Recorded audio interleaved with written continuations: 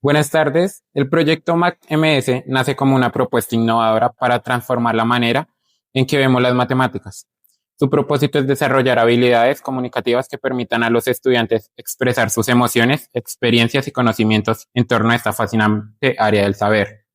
Durante el último mes en las clases del profesor Ricardo Gómez se presentaron más de 70 exposiciones, que las cuales después de un proceso de valoración se escogieron 20 expositores destacados, los cuales hoy les compartirán con ustedes sus reflexiones, ideas y vivencias en torno a las matemáticas. Cada participante contará con un tiempo aproximado de 3 a 4 minutos para desarrollar su intervención. Les invito a escuchar con atención cada mensaje, porque detrás de cada exposición hay una historia, una emoción y una nueva forma de ver las matemáticas.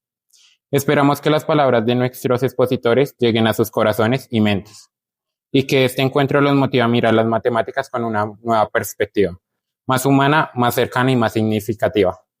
La siguiente es Michelle Morales Vesga, con su tema El tiempo, la dimensión que la matemática logró descifrar. ¿Alguna vez se han preguntado qué es realmente el tiempo? El tiempo es una variable que muchas personas ni siquiera se han intrometido a buscar si está medida bien. La tenemos usualmente mucho a nuestra mano, pero ¿acaso se han preguntado de dónde salió? Con eso me remonto a los egipcios, quienes fueron los primeros en medirla, gracias a un palo y la sombra que el sol proyectaba a medida que pasaba el tiempo. Ellos lo buscaron de esta manera ya que tenían las ganas de medir el tiempo, o sea, de medir cómo hacer sus cosechas, cómo hacer sus festividades, en fin. Ellos dividieron el día en 12 partes y la noche en 12 iguales gracias al reloj de agua que se remonta a la época de Grecia. Eh, los babilonios fueron quienes lo dividieron en 60 minutos, 60 segundos, ya que tenían cierta obsesión con el sistema hexagesimal, ya que decían que el número 60 se dividía en tantas partes que podría ser el mejor para este caso. Luego seguimos en la historia, nos desplazamos hasta Grecia nuevamente, donde nace un científico muy importante, quien fue Pitágoras, el cual decía que el tiempo era como un círculo. Todo giraba, los planetas, el sol alrededor de la Tierra, todo giraba, entonces, ¿por qué el tiempo no? Luego, Newton salió a buscar algo para explicarlo de una mejor manera, ya que todo estaba sin llegar a una conclusión exacta. Y dijo que el tiempo para todo era igual, y gracias a lo que él propuso, se creó la fórmula distancia que es igual a velocidad por tiempo. Pero Einstein, unos años después, siglos después, nació y dijo: esto es mentira. El tiempo es una variable confusa, pero que cambia, depende del estado de las personas o del objeto donde se encuentre. Donde propuso la relatividad como forma especial, que se dividía en dos: la relatividad especial y la relatividad general. La relatividad especial se basaba sobre todo en la velocidad que una persona estuviera. Por ejemplo, si yo tuviera una gemela y mi gemela está en una nave y yo en otra diferentes y la mía va mucho más rápido, es por lógica que yo voy a envejecer mucho más lento. Y la relatividad general, que se basaba más que todo en la gravedad, que decía que, por ejemplo, el tiempo se curva. Entre más gravedad, el tiempo comienza a curvarse y el tiempo va a pasar mucho más lento. Esto lo podemos ver en demasiadas películas cinematográficas o en algunos documentales donde nos muestra que el tiempo en varios planetas, en agujeros, no pasa igual.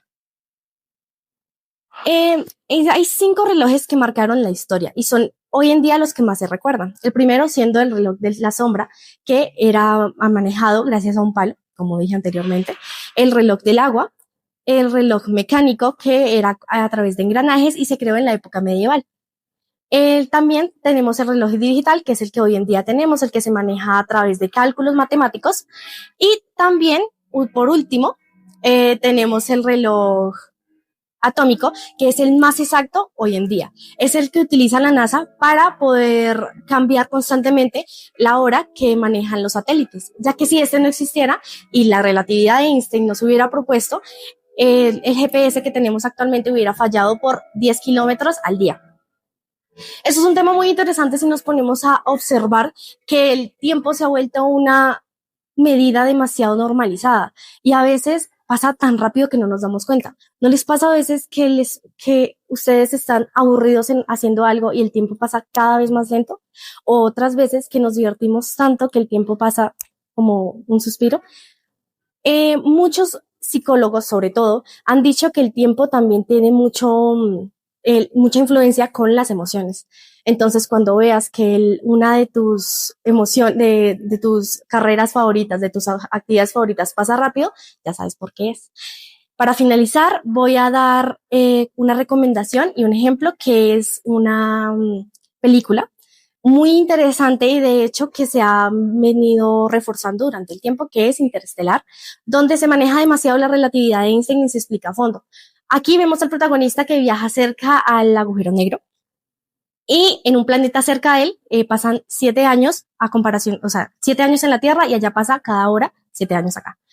Eso es interesante porque nos damos cuenta que la relatividad de Einstein sí tiene mucho peso, pero bueno, las matemáticas siempre nos tienen como en constante presión, pero siempre se ha pensado cómo romperlo, cómo hacer que el tiempo sea una constante que se pueda romper y cambiar. Sí, puede ser sorpresivo, pero es lo único que las matemáticas no han podido lograr. Con esto les digo, si en algún momento pudiéramos romperlo o viajar a través de él, ¿a dónde irían?